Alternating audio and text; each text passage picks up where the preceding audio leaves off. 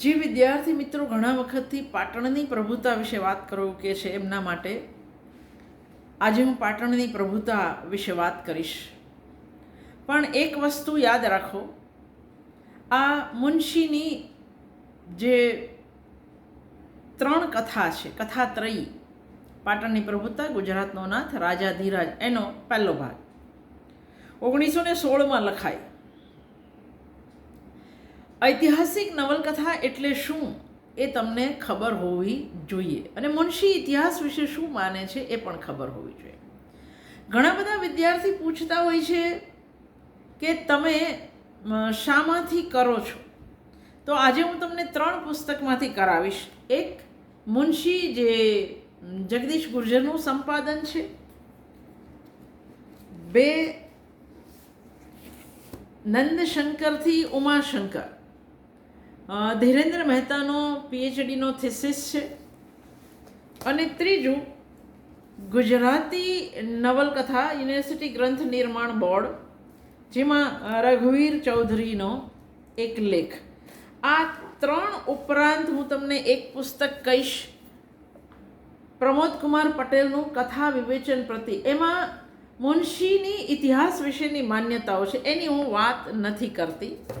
અને જુગલ જેવા વિદ્યાર્થીઓ જે પૂછતા હોય છે કે શિરીષભાઈએ ક્યાં લખ્યું છે, તો નવલકથા નામનું એક પુસ્તક છે જેમાં માનવીની ભવાઈ વિશે શિરીષ પંચાલનો લેખ છે, એ જરાક જોવું. આ પ્રમોદ કુમાર પટેલની વાત હું નથી કરવાની, કારણ કે મેં ઐતિહાસિક નવલકથા કોને કહેવાય એવો એક વિડીયો બનાવેલો છે, એટલે તમારે એ પ્લેલિસ્ટમાંથી શોધી અને જોઈ લેવાનું. નવલકથાવાળા પ્લેલિસ્ટમાં હશે. વાત કરવી છે આપણે પાટણની પ્રભુતા. કથા જાણીતી છે. મુનશીએ દરેક નવલકથામાં કાલ્પનિક પાત્રોની મદદ લીધી છે. ગુજરાતનો નાથ અને રાજાધિરાજમાં તો કાક એટલું પ્રભાવશાળી પાત્ર છે કે સિદ્ધરાજ જયસિંહ એની પાસે બહુ ઝાંખો પડે છે. પાટણની પ્રભુતાની અંદર ગુજરાત અને ભારતની અસ્મિતાની વાત મુનશીએ માંડી છે. મુનશીની દૃષ્ટિએ અસ્મિતા એટલે શું, મુનશીની દૃષ્ટિએ ઇતિહાસ એટલે શું, આ તમારે અલગથી જરાક વાંચવા. હું 2 રીતે વાત કરીશ. એક, પાટણની પ્રભુતા, ગુજરાતનો નાથ અને રાજાધિરાજ, આ 3 નવલકથાની અંદર વસ્તુ સંકલનાની ચુસ્તીની દ્રષ્ટિએ પાટણની પ્રભુતા સૌથી ઉત્તમ છે આ 3યમાં. બાકીની 2 થોડી વિખેરાઈ, રાજાધિરાજ તો ઘણી વિખેરાઈ ગયેલી છે. આ પહેલો મુદ્દો. બીજો, જે ભાષા અને સંવાદની મદદથી મુનશી આટલા બધા લોકપ્રિય છે, એ ભાષા કયા પ્રકારની છે એની પણ આપણે વાત કરીશું. અને રઘુવીર ચૌધરીએ ખાસ ધ્યાન આપ્યું છે તે આ છે કે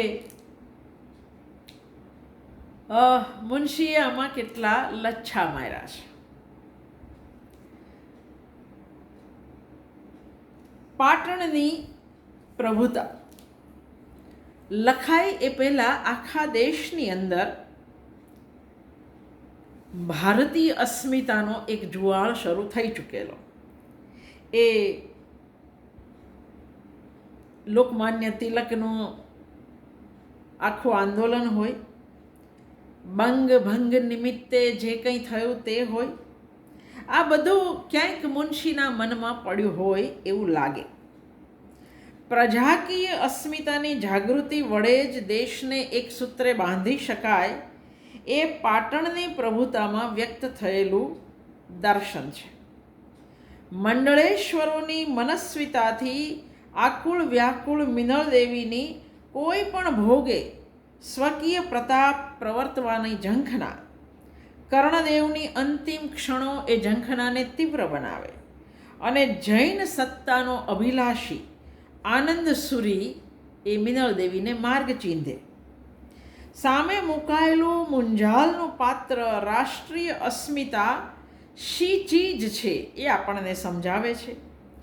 તમે જૈન સત્તાના પ્રતિનિધિ થાઓ તો તરત દંડનાયક બની શકો, એમ કહી મુંજાલનો દાણો ચાંપવા ગયેલા આનંદસુરીને મુંજાલ સ્પષ્ટ શબ્દોમાં સંભળાવે છે, હું કોઈનો પ્રતિનિધિ નથી, હું સમસ્ત ગુજરાતનો છું. પાટણનું ચક્ર ફરતું કરીશ તો તે આખી પ્રજાનું, અને જયદેવ કુમાર મહારાજ થશે તો તે આખા દેશના. પક્ષાપક્ષી સાથે મારે કોઈ સંબંધ નથી. મિનળ દેવીને પણ મુંજાલ આ જ વાત સમજાવે છે. ઠેર ઠેર ચંદ્રાવતીઓ ઊભી કરવી એમાં શો ફાયદો? સત્તા આખા દેશની જોઈએ. આખા ગુજરાતને, આ સમયે દેશ એટલે ગુજરાત, એ પાછું યાદ રાખજો. આખા ગુજરાતને એક સત્તાને તાબે કરી બધી પ્રજાને સબળ બનાવીએ તો જ આપણા પાટણનો ડંકો દેશ દેશાંતરમાં વાગે. જ્યારથી બીજી જાતના વિચારો અહીં પેઠા છે ત્યારથી બધું બગડ્યું છે. અને જે માળવા અને કચ્છ મૂળરાજ દેવના નામે થરથરતા હતા એ આજે દર વર્ષે કંઈક ને કંઈક પડાવી લે છે, અને કઈ પળે પાટણ પર સવારી લાવશે એ સમજાતું નથી. તમારા રાજતંત્રમાં એકતાનતા નથી. દેવપ્રસાદ સેનાધિપતિ ખરો પણ નામનો, એ આપણો દુશ્મન. શાંતિચંદ્ર મંત્રી અને કોષાધ્યક્ષ, પણ તે ચંદ્રાવતીના પક્ષના. ઉદયબાનો ભાઈ મદનપાલ કર્ણાવતીનો દુર્ગપાલ, એટલે એ ત્યાંનો રાજા. હું પાટણનો દુર્ગપાલ, એટલે જે પછી મિનળ દેવી એને સંભળાવે છે, એટલે તું અહીંનો રાજા. દ્રષ્ટિબિંદુને પાત્રરૂપ આપી મુનશી અભિવ્યક્તિને અસરકારક બનાવી શકે છે એવું ધીરેન્દ્ર મહેતા નોંધે છે. મિનળ દેવીની સંકુચિત સ્વાર્થ નીતિ અને મુંજાલની વિશાળ હેતુપૂર્ણ દ્રષ્ટિનો સંઘર્ષ યોજી વિષયની દિશામાં મુનશી ગતિ કરે છે. રાજ્યના સ્તંભ બનવાને બદલે વ્યક્તિગત સત્તા સ્થાપવા ચાહતા મંડળેશ્વરોનો આગેવાન છે દેવપ્રસાદ. જે દેવપ્રસાદ મુંજાલની બેન હંસાને પરણ્યો છે અને જેનો દીકરો ત્રિભુવન એ મિનળની ભત્રીજી પ્રસન્નના પ્રેમમાં છે. આ નવલકથાનો નાયક કોણ,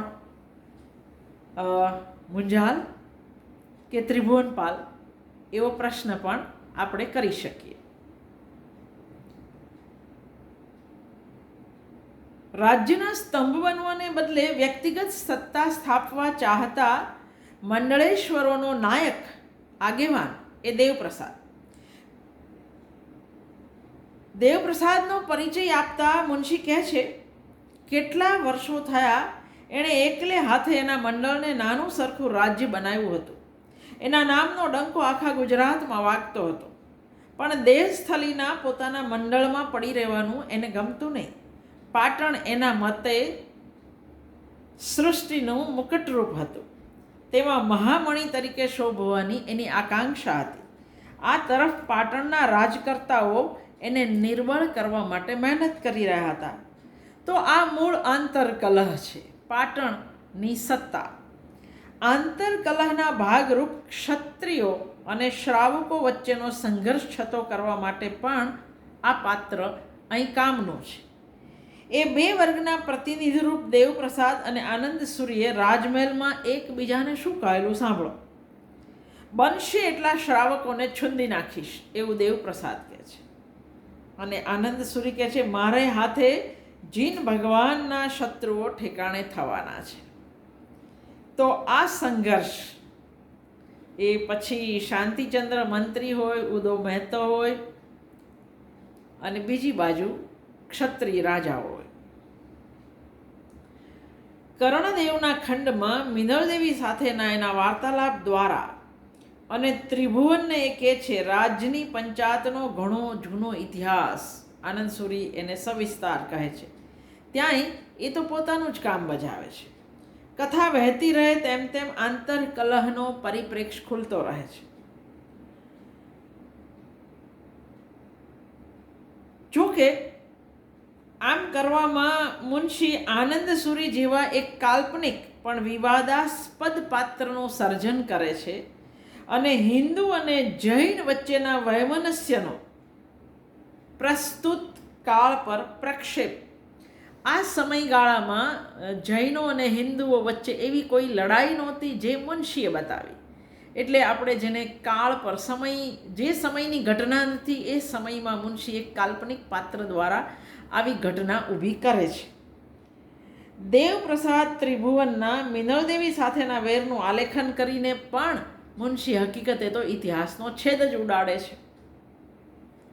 આંતરકલહની ભૂમિકા રચાયા પછી કર્ણદેવના મૃત્યુની ઘટના બને છે, જે આ કલહને વધારે કાર્યાન્વિત કરે છે. કર્ણદેવના અંતકાળ અને દેહાંત વચ્ચેનો ગાળો આમ આપણને સાભિપ્રાય લાગે. ધર્મ પ્રેરિત રાજ્ય શાસનના સંકુચિત હેતુને નિષ્ફળ બનાવવા માટે પણ એકવાર એનો અમલ કરાવવો આવશ્યક હતો. ધર્મ પ્રેરિત કોઈ રાજ્ય શાસન હોવું જોઈએ નહીં. પણ એ ક્યારે સમજાય? જ્યારે એવા રાજ્ય શાસનમાં તમે રહો ત્યારે સમજાય કે એ ન હોવું જોઈએ. જયદેવના રાજતિલક વખતની ઘટના આ સંદર્ભમાં સમજી શકાય. મિનળદેવી અને આનંદસુરીની પૂર્વ યોજના પ્રમાણે મુંજાલને પાટણની બહાર મધુપુર મોકલાય છે. શાંતિચંદ્રને દંડનાયક અને દુર્ગપાલની પદવીઓ અપાઈ છે. મંડળેશ્વરો તરફથી બંધ થવાની શક્યતા વિચારી રાણી ચંદ્રાવતી અને મધુપુરના લશ્કરની મદદથી મંડલેશ્વરોને ગભરાવી વશ કરવા ચંદ્રાવતી જાય છે. પાછળ અસ્મિતાની ભાવનાથી ગૂંથાયેલા પટ્ટણીઓ પોતાનું પોત પ્રકાશે છે. આખું પાટણ એક બને છે. ખુદ રાજમાતાને જ પદભ્રષ્ટ કરે છે. અને આ પટ્ટણીઓનું નેતૃત્વ કરે છે ત્રિભુવનપાલ.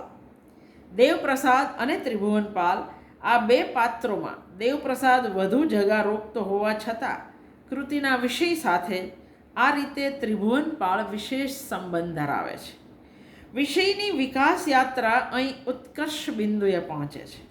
આ આખી હિલચાલ દરમિયાન પડખે ઊભો રહેતો મોરારપાળ જેવો મિનળદેવીનો અંગત વફાદાર સેવક પણ મિનળદેવી જ્યારે માળવા સાથે મસલત કરવાનું સૂચન કરે ત્યારે સ્વાભિમાનથી મોરારપાળ કહે છે, બા, તમારી સેવામાં જીવવા અને એમાં જ મરવા માંગુ છું, પણ હું ગુર્જર છું. માળવા જોડે અણઘટતા સંબંધની વાત થશે તો હું એક ઘડીએ ઊભો નહીં રહું. થોડું મોડું પણ મિનળને ભાન થાય છે કે એકલી સત્તા એ સ્વપ્ન છે. એ પાટણ પર ચડાઈ કરવાની સર્વ તૈયારી કરી આવેલા જતીને પાછો વાળે છે. આનંદ સુરીજી, તમારા સંપ્રદાયમાં મને હવે શ્રદ્ધા નથી. ચક્રવર્તીપણું મળે તો તે પ્રજાના ઉત્સાહથી, એમની મહત્વાકાંક્ષા સજીવન કરવાથી મળે તો એ કામનું. અને આ મહત્વાકાંક્ષા સજીવન કરવાનું કામ મુંજાલ બજાવે છે. સ્વદેશાભિમાનથી પ્રાણિત પ્રજાના નેતા ત્રિભુવન સાથે વિષ્ટિ એટલે કે સંધિ કરતા એ ત્રિભુવનને કહે છે, ત્રિભુવન, તને ખબર છે પાટણ વિશ્વનો મુગટ ક્યારે બને? જે ઉત્સાહ એકલા પાટણમાં અત્યારે છે એ ઉત્સાહ આખું ગુજરાત ઝીલે ત્યારે. એક ચપટીમાં ભીમદેવે પાટણ પાછું મેળવ્યું. એનું કારણ શું? આખા દેશમાં એ પ્રેરણા થઈ. તેથી આપણા બધા લોકો ઉઠીને ઊભા થવા જોઈએ. આપણી તામ્રચૂડની ધ્વજા પાછળ આખી પ્રજા આવવી જોઈએ. એ ઉત્સાહ આટલા વર્ષે આવ્યો નહીં, પણ હવે આવશે. પ્રજાના ઉત્સાહ પ્રવાહના મહાતરંગોને અવંતી સુધી પહોંચાડવાનું સૂચન મુંજાલ કરે છે. પ્રતિજ્ઞાનું પાલન કરવાના ઉદ્દેશથી પાટણ ત્યજવા તત્પર એવા ત્રિભુવનપાલને રોકે છે. પહેલું પાટણ, પછી પટ્ટણી. કૃતિને અંતે પાટણની પ્રભુતા સ્થપાય છે. માલવરાજ ગુજરાતની એકતાના બળથી ગભરાઈને પીછેહઠ કરે છે અને ગુજરાતના મહાન સામ્રાજ્યની આ રીતે શરૂઆત થાય છે. મિનળદેવી પર મુંજાલનો જય એ સ્થૂળ ઘટના ધર્મ જનૂન અને આંતરકલહ પર રાષ્ટ્રીય અસ્મિતા અને એકતાના વિજયનો આવો સૂક્ષ્મ અર્થ ધરાવે છે, જે મિનળ દેવીને થયેલી પ્રતીતિ રૂપે અહીં પ્રગટ થાય છે. વિષય નિરૂપણની આ પ્રક્રિયા દરમિયાન મિનળ દેવીનું ચરિત્ર પોતાની સંકુલતા પ્રદર્શિત કરી શક્યું છે, એની નોંધ પણ લેવી જોઈએ. મુનશીની આ કથાત્રયીમાં સૌથી ચુસ્ત વસ્તુ સંકલના જો કોઈની હોય તો એ પાટણની પ્રભુતાની. આ વાત આપણે ધીરેન્દ્ર મહેતામાંથી કરી. થોડી વાત આપણે રઘુવીર ચૌધરીમાંથી કરીએ અને પછી ભાષાની વાત કરું.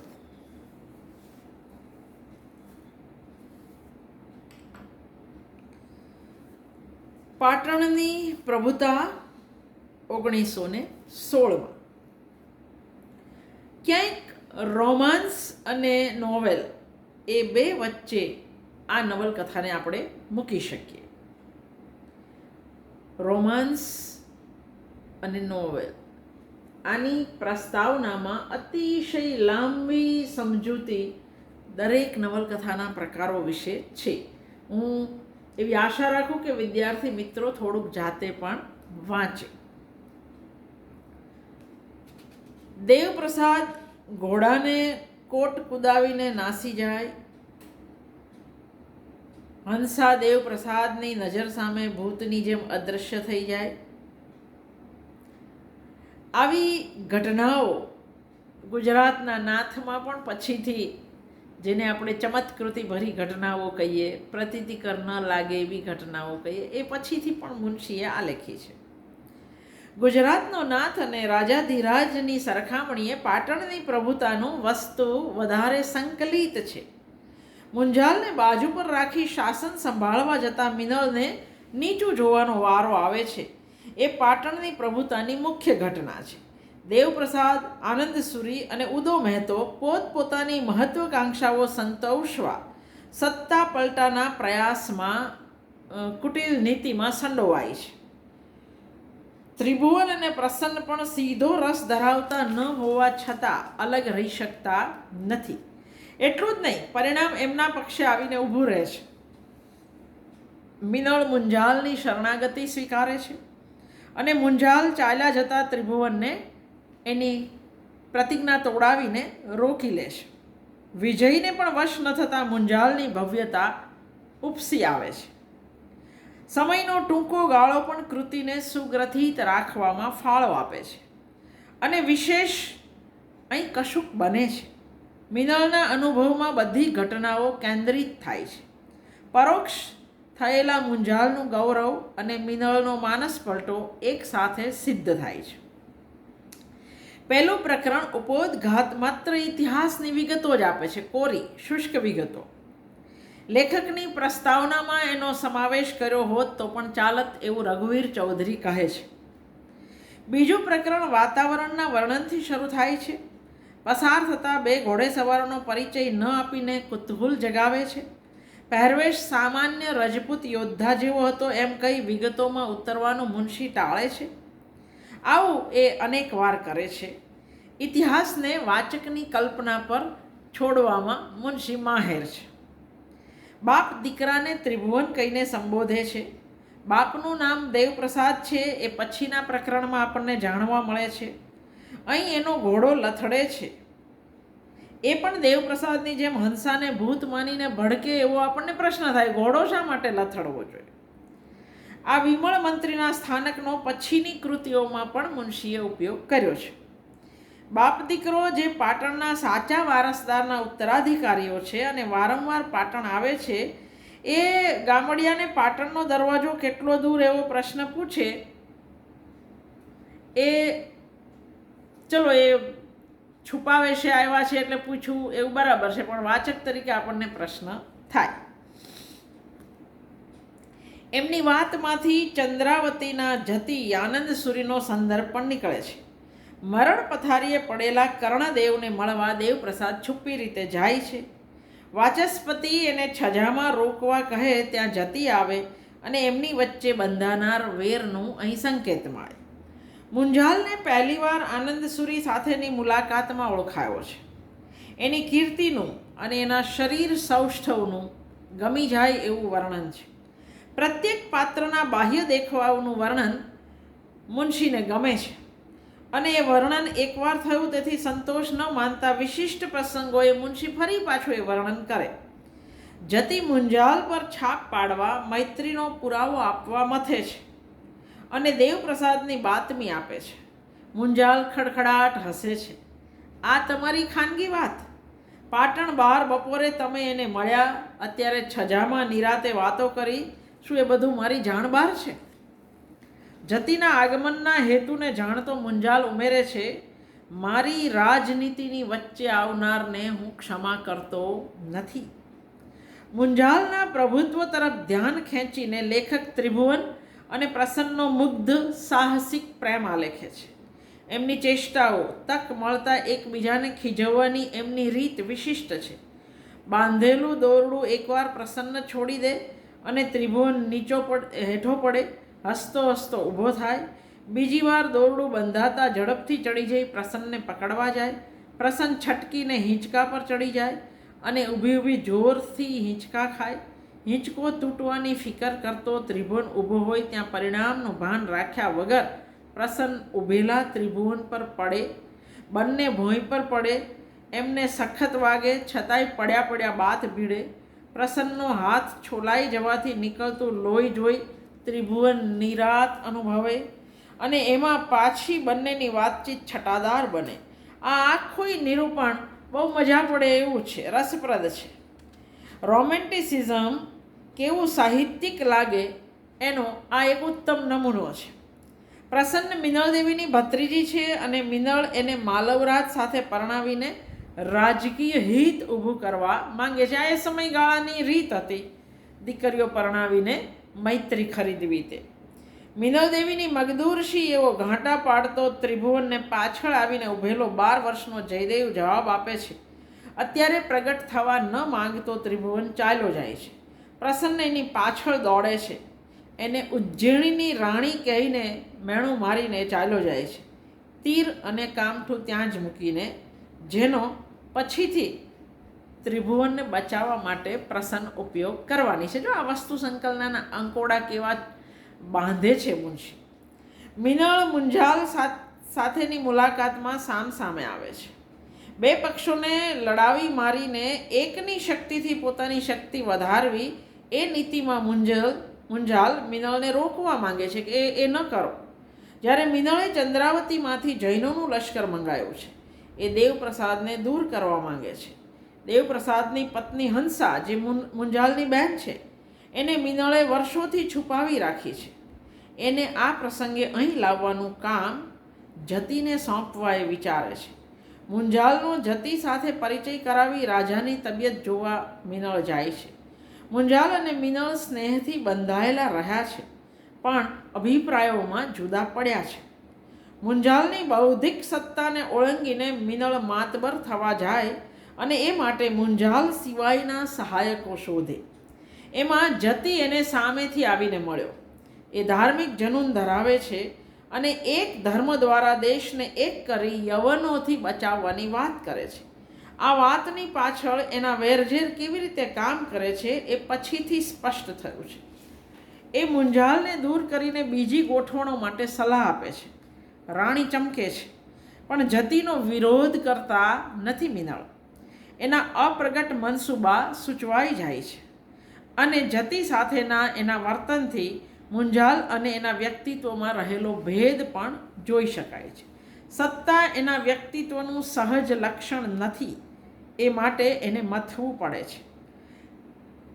કર્ણદેવ મરતા પહેલાં દેવપ્રસાદ પાસેથી જયદેવની રક્ષાનું વચન માંગી લે છે અને હંસા અંગે થોડી બાતમી આપે છે.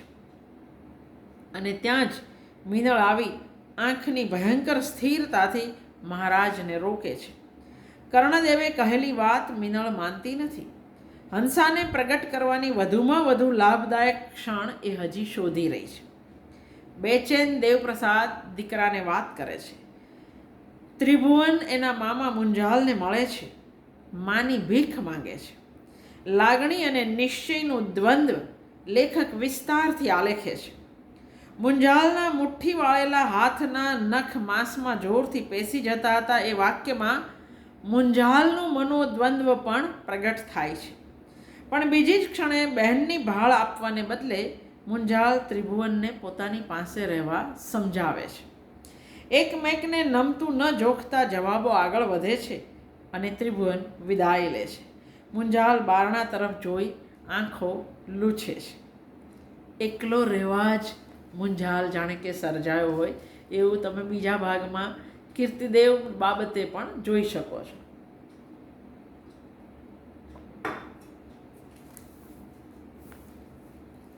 વસ્તુની આટલી માંડણી પછી કર્ણદેવના મૃત્યુથી એમાં ગતિ આવે છે. કર્ણદેવનો મામો કર્ણાવતીનો દુર્ગપાળ મદનપાળ દેવપ્રસાદને સત્તા હાથ કરવા સમજાવે છે. જયદેવ અને મિનળને જુદા પાડવા માંગે છે. દેવપ્રસાદ એ કાવતરામાં સામેલ થવા માંગતો નથી. વ્યવસ્થા ટકાવી રાખતો મુંજાલ મિનળને મળે છે અને એનો ખેલ પામી જાય છે. બીજા દિવસના દરબારમાં જયદેવ મિનળના શીખવ્યા પ્રમાણે મુંજાલને મધુપુરમાં પડેલા ચંદ્રાવતીના સૈન્યનો નાયક બનાવીને પાટણની બહાર કાઢે છે અને શાંતિચંદ્રને પાટણનો દુર્ગપાલ અને દંડનાયક નીમે છે. જતીની સલાહ પ્રમાણે ચુસ્ત શ્રાવકોમાં પાટણની સત્તા સીમિત કરવાનું મિનળે પસંદ કર્યું છે. મુંજાલ પોતાનો માર્ગ નક્કી કરી લે છે. ત્રિભુવન દ્વારા દેવપ્રસાદને ચેતવે છે કે મેરળમાં પડેલા એના લશ્કરથી એને જુદો પાડવાનો પ્રયત્ન થઈ રહ્યો છે. બપોરે પાટણના દરવાજા બંધ થવાના છે. મિનળે મુંજાલને કરેલો અન્યાય એ કેવી રીતે સ્વીકારે છે એ જોવા માટે મિનળ આતુર છે. એને અંદેશો જાગે છે. શું મુંજાલનું સ્નેહભર્યું સ્મિત જોવા નહીં મળે? મુંજાલ આવે છે. એ જ રૂપ, એ જ ગૌરવશીલ મોઢું, એ જ ચાલ. ફરક માત્ર આટલો, આંખો ભાવહીન સખત લાગતી હતી. હુકમને તાબે થતાં પણ પોતાની શક્તિની એની આંખો સાક્ષી પૂરતી હતી. નીચે મોઢે હાથમાં હાથ રાખીને ઊભો.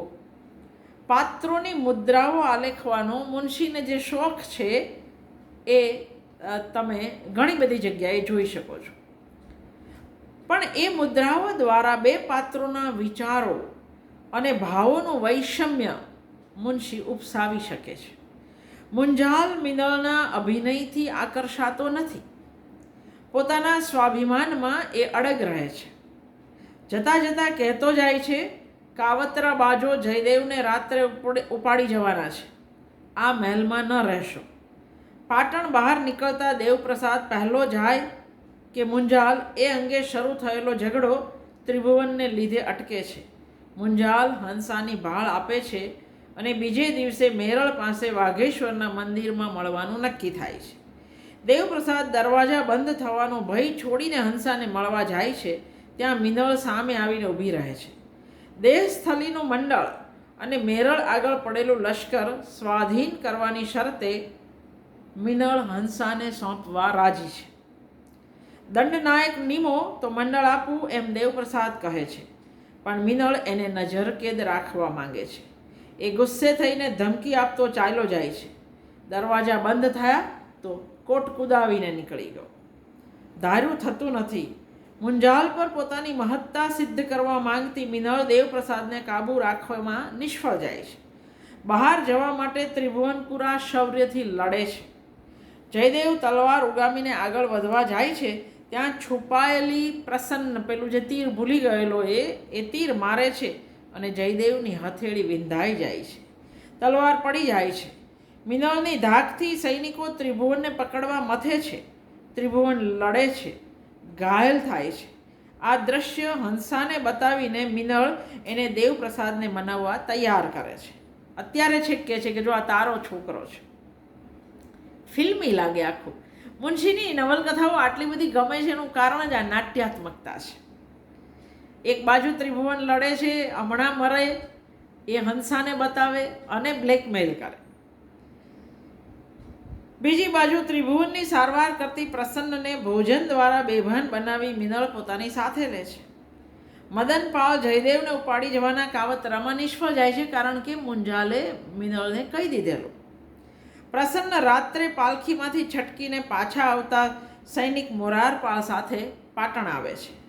મોરારની લાગણીઓ ઉશ્કેરીને લેખકે આપણને ઘણી મજા કરાવી છે. હંસાને મોકલીને દેવપ્રસાદ અને મુંજાલને જુદા રાખવાની યુક્તિમાં મિનળ સફળ થાય છે. દેવપ્રસાદને મળવા જતાં મુંજાલને રાણી રસ્તામાં કેદ કરે છે. મિનળ સામે આવતા મુંજાલ જાતે કેદ થાય છે. મિનળને સોલંકીઓના રાજ્યને ભસ્મસાત કરવા પેદા થયેલ જોગમાયા કહે છે મુંજાલ. મુંજાલને કોઈ પણ રીતે દબાવી દેવાનો મિનળ નિશ્ચય કરે છે. જતીને મંડુકેશ્વર મોકલે છે જેથી એ દેવપ્રસાદને ત્યાંથી બહાર નીકળવા ન દે. આ બધી ઘટનાઓ વચ્ચે સંવેદન નિરૂપવા માટે લેખક પાસે ઘણી ક્ષણો હતી.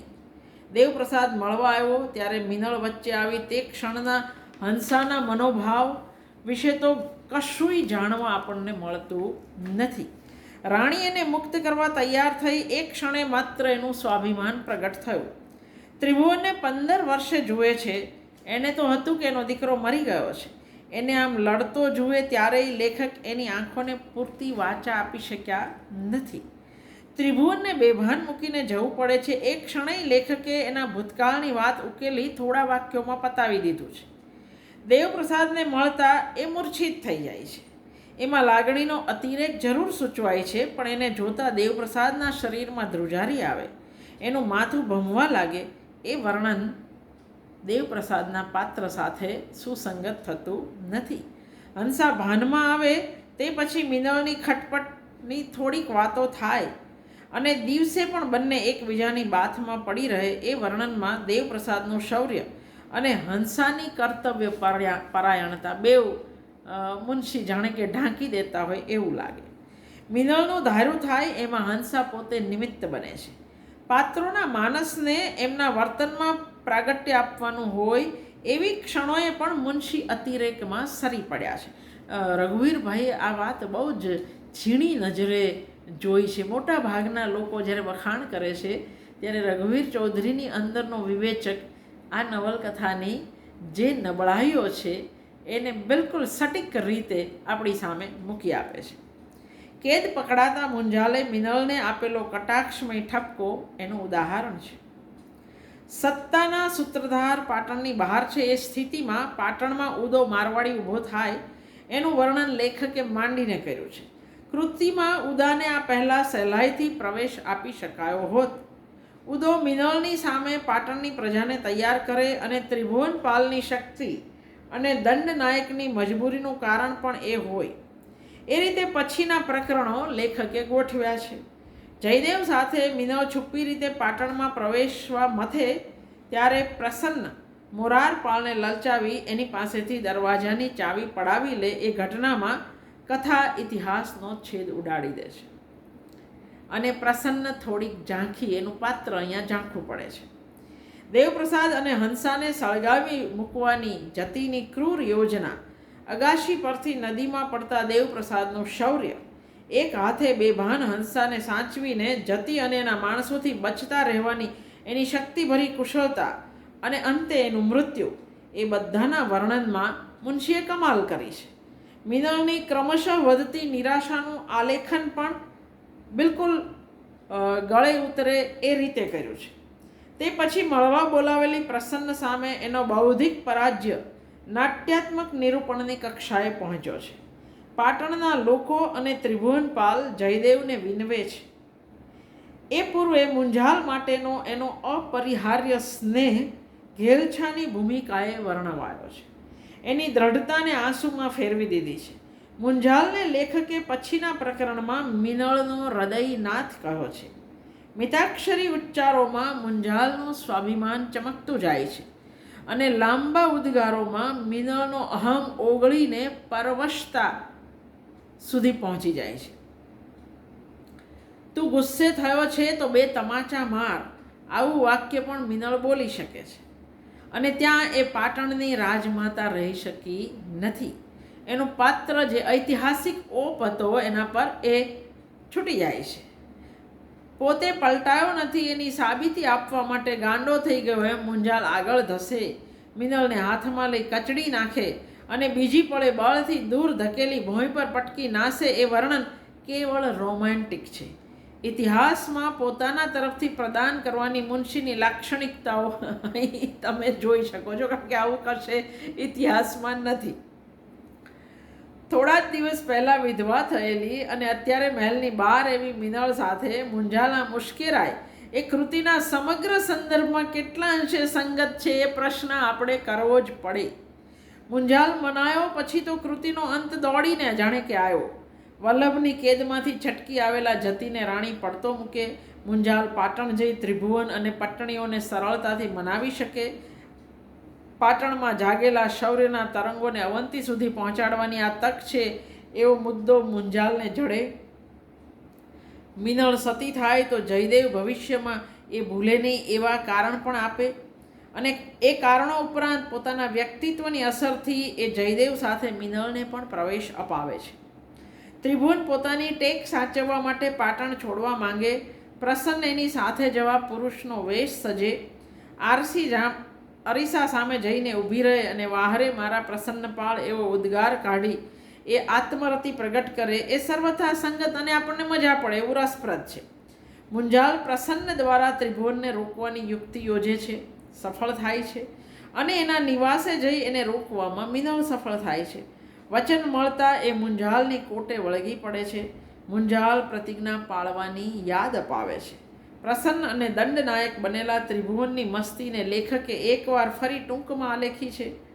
અંતે સિદ્ધરાજ જયસિંહના મહાન સામ્રાજ્યની શરૂઆત થઈ અને જય સોમનાથ જય ગુજરાત પ્રજાના હૈયામાં એ મંત્ર ઘૂંટાવા લાગ્યો એમ કહી લેખક કૃતિ પૂરી કરે છે. આ સમાપન પણ આરંભની જેમ સાહિત્યિક નથી, પણ ઇતિહાસની જેવું શુષ્ક છે. ઇતિહાસના આધારે લખાયેલી કૃતિમાં ઐતિહાસિક યથાર્થનો અનુભવ ન થતો હોય અને પાત્રો પ્રસંગોને આધારે ઐતિહાસિક વાતાવરણ વાચકે પોતાની કલ્પનામાં સર્જવું પડતું હોય એવી કૃતિને ઐતિહાસિક નવલકથા કહી શકાય ખરી? કદાચ મુનશીની સામે અહીં ઇતિહાસ બહુ જ સીમિત અર્થમાં છે. સ્વીકારેલા યુગનું સાંસ્કૃતિક વાતાવરણ આલેખવાનો પુરુષાર્થ મુનશીએ નથી કર્યો. કદાચ આ કૃતિ લખાય ત્યારે ગુજરાતના ઇતિહાસનું ગંભીર અધ્યયન થઈ શકે એવી મુનશી પાસે કદાચ સગવડ પણ નહીં હોય. આ મુદ્દે પ્રમોદકુમાર પટેલનો લેખ તમારે ખાસ વાંચવાનો. પાટણની પ્રભુતાની ભાષાની વાત બીજા લેક્ચરમાં.